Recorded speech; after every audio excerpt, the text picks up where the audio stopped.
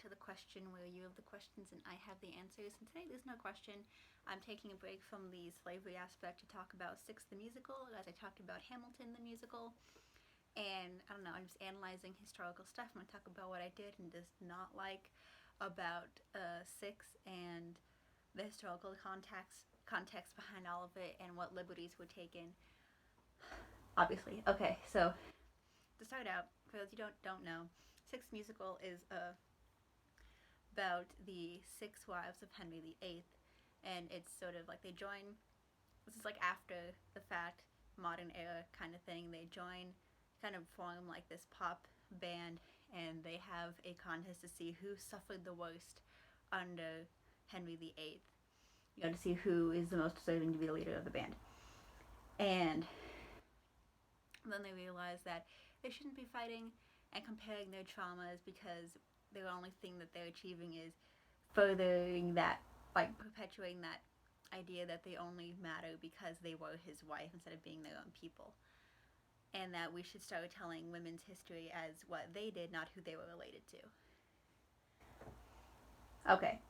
So yeah, it's a really good message and I like it. A lot of powerful things. Now to get back to, okay, it's basically six wives of Henry VIII. First one is Catherine of Aragon. Or Aragon? Aragon, I think. It's Catherine of Aragon. She's the first one, and so she was married to him for 24 years, and had 5 miscarriages, as was mentioned in the musical. Gave birth to Mary the First, or Bloody Mary, but I'll get to that later. But she couldn't have a son, and basically, if any of you know anything about Henry VIII, he was all about like having a son and whatever. And so he was like, oh well, we can't have sons because you're cursed, because the Bible says that you were my brother's wife, which he was. So I'm gonna try and divorce you. But divorce wasn't legal within the Catholic Church, so he basically invented a whole new religion, kind of, to get rid of her. And that's like the story. And the song that went with it to tell the story was called No Way. And I like the song separately from the story and its intent. Because she's saying that, the whole time they were married, she never did anything wrong. She doesn't deserve to be left out, kicked out, because he was cheating on her, had all these mistresses, which we'll get to that later.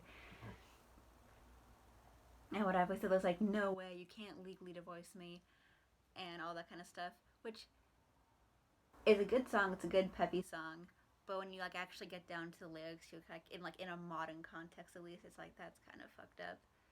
But like how things were at the time, because it was in like the 1500s, I get it, and whatever. And one of the lines that I do appreciate is, you made me your wife, so I'll be queen to the end of my life. And even though she technically wasn't, the British citizens still considered her the one true queen and would call her like Your Majesty, even though she was banished and imprisoned in a nunnery, where she also starved herself to death. So yeah.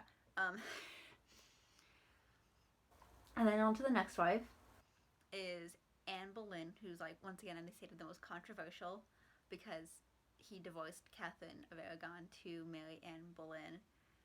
And so of course during the musical, it was a whole back and forth of I'm the best, and I don't like Catherine of Aragon, and whatever, which I get, they like kind of upplayed it, for musical sake, for the drama and modern day's sake, and whatever. And to a point, thing about Anne Boleyn, once again, she's kind of the reason that England separated from the church, which was a really big deal at the time, because once again, as I said in my last video, the Catholic Church kind of like was the ruling factor of Europe, and it had a lot more power than any sort of king or other government. And the fact that he separated England from the Catholic Church was a really big deal, which I'm also going to come back to later. So that was her thing, but also she's known for her promiscuity, I guess. I don't know if I'm pronouncing that right. Basically, she flirted and was alleged to have multiple multiple sort of like affairs, even though they were married, which is kind of ironic because he was having mistresses like all the time. Like the whole thing is that he had 6 wives because he just wanted a son, and she did give birth to Elizabeth the First, who you know, uh, but you know, for flirting with people and allegedly having affairs, she was beheaded. Of course, with the thing, she was like, "I was beheaded, so I got the worst of it," even though he had beheaded another wife, which we don't talk about that often.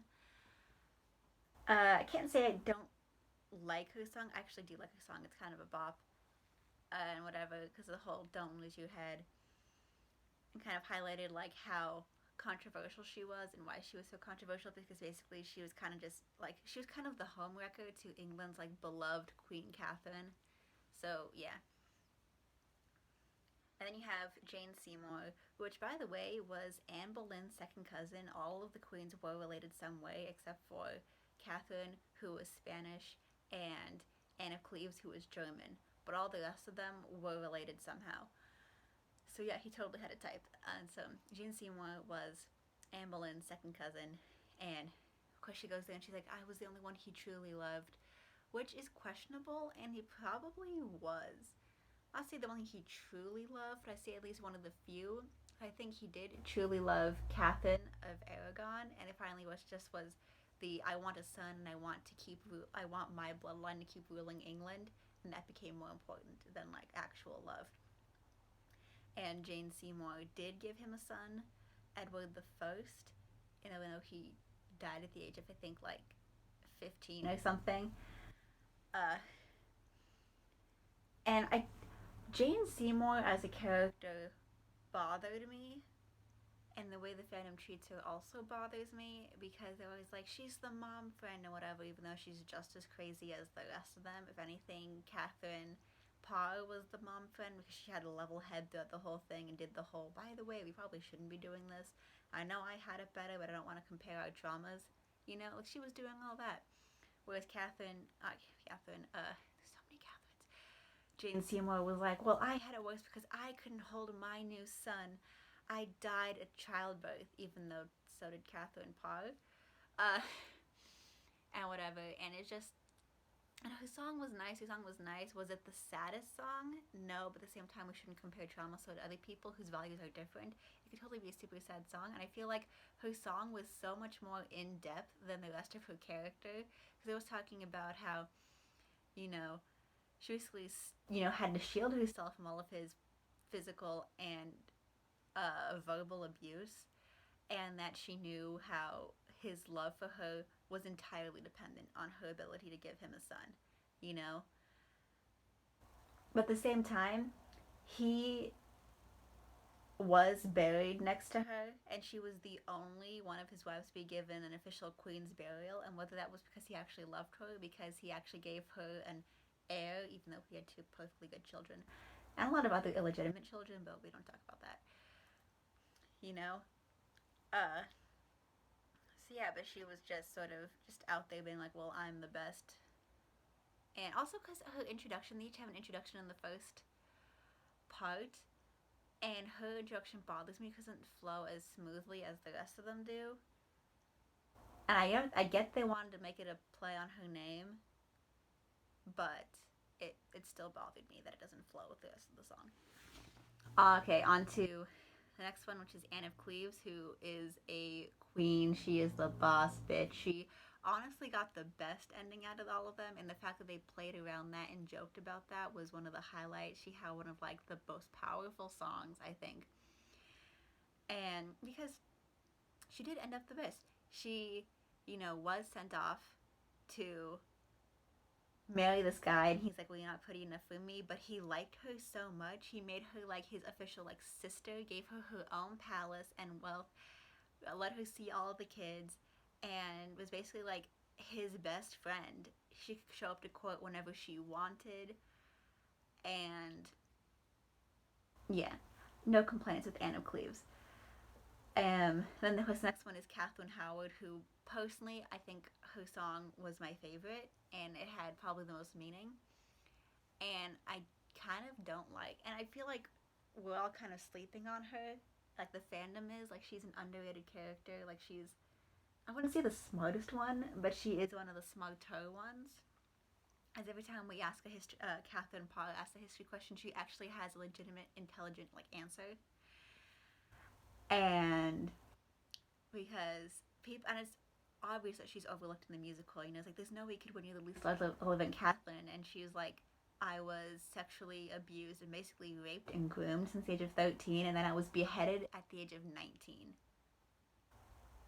You know, also once again a thing. Catherine Howard was Jane Seymour's cousin, so once again keeping it all in the family. And the courtier who she was allegedly having an affair with was also her cousin Thomas. And I just feel like we sleep on like what actually happened to her. Like we all sort of overlook that. You know, it's like if they really slept on Catherine, nothing bad happened to you, and it's like not only was she basically, you know, groomed and abused, and she never really had a chance at a life. She was beheaded at the age of 19. That's like if someone beheaded me now. I'm 17, but like if someone went to like a college and took a freshman and just chopped their head off after raping them their entire lives and abusing their power to take what they want. Other thing that bothered me about Catherine Howard, not just this is just something that I find personally, just like knowing history, is they talk about how every Tudor rose has its thorns, and I wish that Catherine Howard could have said that line because her nickname was the rose without thorns because she was so beautiful and basically you could do whatever you wanted to her and there was no consequences, you know. Basically she was like just as beautiful as a rose but without any of like the consequences to it, you know. She wasn't going to prick you, she wasn't going to fight back because she was fucking 19. Okay, and then on to Catherine Parr, who I feel like we left out a good chunk about her to make her seem like the mom friend, you know, because she was the one who survived and she finally did have to give her like sad song even though she didn't want to about how she had to give up her love, who by the way was Jane Seymour's brother. Once again, all related somehow. And to give up her one true love to stay with the king and survive. But like after the king died, she got back with her one true love and married him and died giving birth to his child, who we all pretty sure died at the age of 2. But also her husband molested Elizabeth I like as a child. And Catherine Parr historically would have been recorded saying she watched it happen or that she would also partake in molesting Elizabeth I. And so they had Elizabeth I sent away from the palace to avoid this instead of stopping them. And after Catherine Parr died, Thomas Seymour was actually arrested and executed for trying to attack Elizabeth I again after she was queen. So I know that has nothing to do with the musical, but I feel like once again when we don't know the whole story, we get into like idolizing these characters and being like, well, they could have done nothing wrong. They were like this, but also that's not the same thing. Though I did like how we did talk about how she wrote books. It was an author and fought for women's education, women's right to scripture, and how she had a woman to paint her picture. Because out of all the queens, on their own, she did do the most by herself, and it's one of the things that I find kind of sad is that we wanted the whole women should be able to tell their own story in history, but other than Catherine Parr, the other queens really didn't do anything by themselves, except maybe Anne of Cleves, once again, who had her own palace and had her own riches and didn't have a man to tell her what to do. Maybe, but Catherine Howard was a kid. She didn't have a chance to do anything. Anne Boleyn never did anything by herself. Neither did Catherine Aragon, except maybe she was, you know, like a paragon of the church and was probably one of the most beloved, but none of them really did anything significant by themselves. Another thing that bothered me but also found interesting, my friend brought this up, was that they said, you know, without Henry VIII, we disappear. You know, we don't matter to history without him. But at the same time, he doesn't matter to history without them. And the thing is, neither of them are really important people, but they influence each other enough to make them remembered in history. Because everything that Henry VIII did was because of his wives. And the only reason that they're remembered is because of what he did because of them. And because of their children. Because Catherine of Aragon's daughter, Mary I, Bloody Mary, became the first queen of England. Well, disputed because Jane Grey was there for I think like a month or so, but Mary I was the rightful heir. And then, of course, Anne Boleyn's daughter, Elizabeth I, we all know about her. And of course, the only reason that they were able to become queens by themselves was because of Catherine Parr, who insisted on Henry VIII making them once again part of the line of succession after Edward I, who once again died at the age of 15. So I think it's very fascinating. It's a very complicated relationship because it's a really good musical, but once again, it's like, and it's a really good message, but we leave out the fact that these women didn't really do anything significant by themselves, and none of these people alone were that significant. You know, Henry VIII, and Henry I probably were nothing. He was nothing without his wives, and they were nothing without him, except for Catherine Parr, who did something. And I just feel like it's not, the fandom isn't as toxic as Hamilton or some other musical fandoms. Definitely a lot better, but without knowing the actual history and without really thinking about this stuff, we do get into that toxic comparing the queens to see who was the better, who had the best singing voice, and who had the best song, who had the sadder ending. And I feel like that just completely misses the point of the musical, which was that we shouldn't compare ourselves, and everybody is great and deserves to be remembered, whether, whether they survived something or not. That we shouldn't compare traumas, we shouldn't compare ourselves to try and make ourselves seem better, because when we do that, we become just another drip in the whole of trauma. We let that trauma define us instead of being defined on our own terms. And I feel like when we compare them like that, it misses the point. So I gave historical context and I gave my opinion, not to try and denounce the musical, but to try and just say, by the way, these people were real people, and the musical, while they did cover an aspect of their lives and use it to do a really good message, just like Hamilton did. Like Hamilton, it's not a complete biography of these people, and they were real people, and they are not exactly how they were in the musical. Like Catherine Howard wasn't going around with her pink dyed hair, high ponytail, like, no.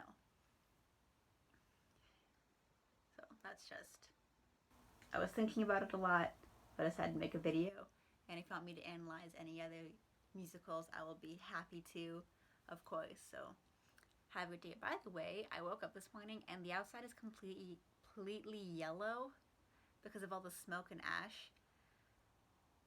So maybe don't go outside today unless you have a death wish. But if you have any underlying conditions, please don't go outside. It's definitely not healthy.